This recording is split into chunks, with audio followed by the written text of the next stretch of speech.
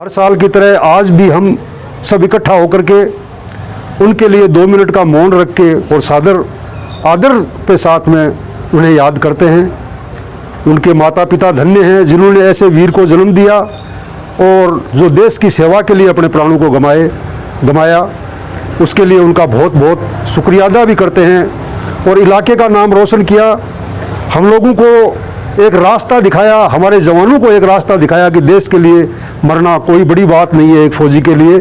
तो ये सभी लोगों के लिए एक सीख वाली बात है कि देश के लिए जो लोग अपनी जान भी दे रहे हैं, कुछ लोग कुछ समय भी नहीं दे पा रहे हैं। इसलिए सबसे ये अनुरोध है कि जिस तरह से एक फ़ौजी आदमी देश की सीमाओं पर अपनी रक्षा करते हुए, देश की रक्षा करते हुए जान देते हैं, उसी तरह से हम सबको मिलकर के देश को आगे बढ़ाने के लिए हमेशा प्रयत्नशील रहना चाहिए।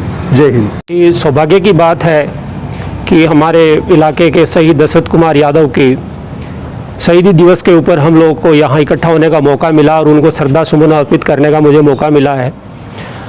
बहुत ही सौभाग्यशाली है इस इलाके के समाज के लोग, इस इलाके के धन्य हैं नौजवान जिनमें एक जज्बा है, जिनमें एक जोश है देश की सेवा करने के लिए। और धन्य वो माता पिता जिन्होंने ऐसे सपूत को जन्म दिया, जिन्होंने हंसते हंसते एक देश के लिए जो है अपनी जान कुर्बान कर दी। उनकी वीरांगना को नमन करता हूँ, उनके बच्चों को आशीर्वाद।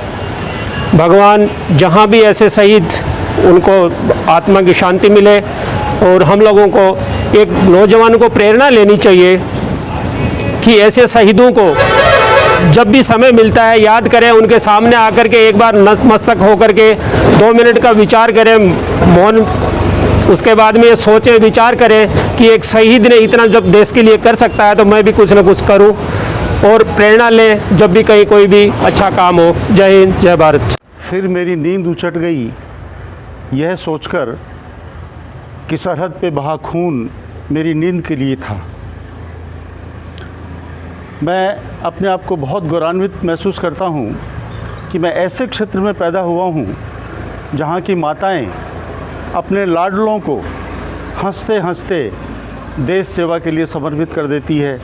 उनको पता रहता है कि इसका अंत ये होना है, फिर भी हंसते हुए अपने लाडलों को वो विदा कर देती है। धन्य है वो माताएं।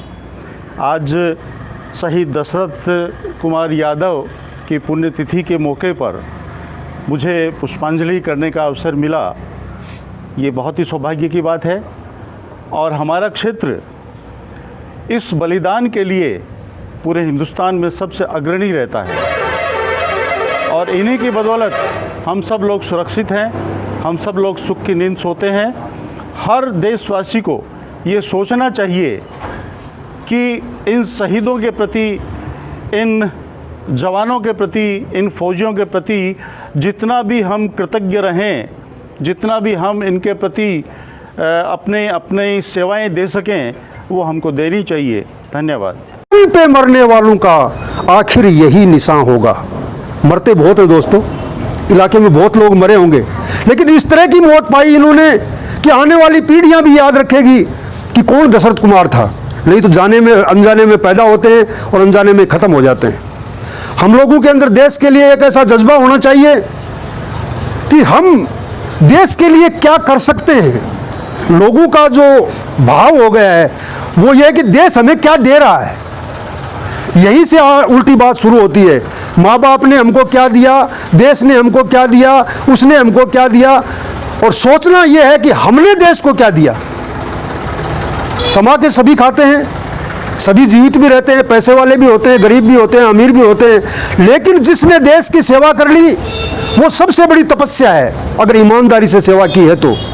और मैं फिर एक बार दशरथ कुमार के माता पिता जिन्होंने ऐसे सपूत को जन्म दिया, उनके लिए मेरे दिल में बहुत बड़ी श्रद्धा है। और ऐसी माएँ हमारे देश में और हमारे इलाके में तो खास करके ऐसी हैं जो ऐसे लालू को पैदा करती रहेंगी और वो देश के काम आते रहेंगे। ये फीलिंग, जो ये अनुभव, ये उसके लिए होता है जिन्होंने अपने जीवन को उन्होंने तो दे दिया, लेकिन उनको जो पीछे रहने के रह गए, उनके छोटे छोटे बच्चे, उनकी विधवाएं, बूढ़े माँ बाप, उनको आप इज्जत दें, उनको यह आप रिलीज कराएं कि आपके बेटे ने ऐसा काम किया है, आपके भाई ने ऐसा काम किया है जिसकी वजह से हमारा देश बचा है। इसलिए दोस्तों, ये जो राजनीति का चक्कर है ये सिविल में ज़्यादा होता है। अगर फौज के अंदर ये राजनीति हो जाए तो फौज चल ही नहीं सकती। हम लोगों ने नौकरी की, मैंने 32 साल नौकरी की है।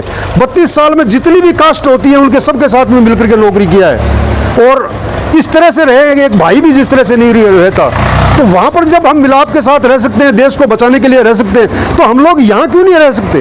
वो भी तो हमारे सभी भाई हैं। इसलिए देश के नाम पर कोई भी गद्दारी करे, चाहे वो राजनीतिक पार्टी हो, राजनेता हो, या कितना भी कोई खास हो, उसको कम से कम आप हटा नहीं सकते तो उसके विरुद्ध तो बोल ही सकते हैं। और देशभक्त चाहे कोई भी हो, वो चाहे कैसा भी हो। अरे कई डाकुओं ने देश की सेवा की है। जो सन 65 की लड़ाई हुई थी तो यहाँ राजस्थान में रेगिस्तान में एक डाकू हुए हैं, क्या नाम उनका, प्रताप सिंह था या ऐसा कुछ नाम था।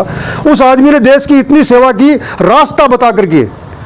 और जो पैरा कमांडो है, 10 पैरा कमांडो, जिसके कर्नल ये भवानी सिंह जी हुआ करते थे, उनको रास्ता बता करके छुछरा करके एक पोस्ट है, उसके ऊपर घाटियों से होकर के ले गया और उनकी जीत हुई।